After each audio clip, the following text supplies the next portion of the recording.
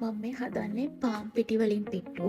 මම කන්න ආසම පාන් පිටි වලින් හාල් පිටි වලට වඩා. ඉතින් සාමාන්‍යයෙන් පාන් පිටි පිට්ටු වල වෙනදට නම් පොඩි අමුරහක් එනවා කනකොට. නමුත් මම මේ හදන විදිහ සම්පූර්ණයෙන්ම වෙනස් විදියක්. පාන් පිටි කෝප්ප දෙකක් විතර ගත්තා. ඒකට මම හොඳට ලුණු කුඩු ටිකක් දාගත්තා. දැන් මම ටික ටික වතුර දානවා මේකට. වතුර දදා පොඩ පොඩ අනා ගන්නවා. ගොඩක් කැට කැටෙන්න අනා ගන්න අවශ්‍ය නැහැ.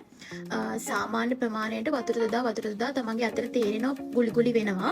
ඊට පස්සේ මං කරේ වටියක් ගත්තා. වටියක් අරගෙන ඔක්කොම ටික දාගන්නවා. ඔක්කොම ටික එකපාර මම දාගත්තා වටියට. දාලා ඉවරලා දැන් මේ විදියට හොඳට පිළිවෙලකට දාලා ඉවරලා දැන් මේක තඹ ගන්න තමයි මම යන්නේ. මේ විදියට මුලින්ම තඹ ගත්තට පස්සේ පිට්ටු හදනකොට ඒක මාරම රසයි. කිසිම අමුරහක් එන්නේ නැහැ. ඉතින් පිට්ටු බොම්බේ යට භාජනයට වතුර ටිකක් පුරවලා මම මේ වගේ පිට්ටු පුරවගත්ත වට්ටිය තිබ්බා. තියලා ඉවරලා හුමාලේ එළියට යන නිසා මම පොඩි රෙදි කෑල්ලකින් මේ විදිහට වට්ටිය කවර් කරගත්තා. විනාඩි 8ක් විතර මේ විදිහට තඹ ගත්තා.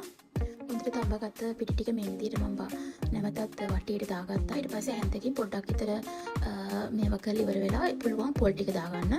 මේ විදිහට පොල් ටික දාගන්න ඕනේ. තමන් කැමති ප්‍රමාණයක් පොල් ටික දාලා ඉවරලා හොඳට මේකේ දැන් ලොකු ගුලි ගුලිනේ තියෙන්නේ. මේව ඔක්කොම හොඳට චූටි ඇට වෙනකම්ම පොඩි ඇට జాතියක් වෙනකම්ම හොඳට පිටි ටික අනා ගන්න ඕනේ. පොල් එක හොඳට වතුර මදි වගේ හිතෙනවා නම් තව වතුර ටිකක් දදා පොඩ මේ විදිහට අනා ගන්න පුළුවන්. මෙන්න මේ වගේ චූටි කැට එන්න ලස්සනට මේ ටික මල් වගේ පොඩි කරගන්න ඕනේ පිට්ටු වැට ටික. මේ වගේ මම දැන් පිට්ටු බඹුවට මල් කරගත්ත පිට්ටු වැට ටික මේ විදිහට දාගන්නවා. හොඳට පොල් එක කලවම් කරගත්ත පිට්ටු වැට ටික. විනාඩි 3-4ක් යද්දි පොඩ්ඩක් අපි ඇරලා බලමු පිට්ටුව හොඳට තැම්බෙලාද කියලා. මේ විදිහට අද පිට්ටුව හදාගත්තා. හැබැයි අද නම් පොඩ්ඩක් මගේ පිට්ටුව කැඩුනා.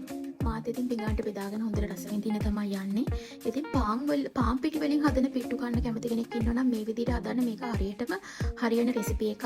හරිම රසයි. ඉතින් මම හොඳ කට්ට සම්බෝලිකුත් එක්ක හොඳට පොල් කිරි එහෙම දාගෙන හොඳට අනාගෙන කන්න තමයි යන්නේ.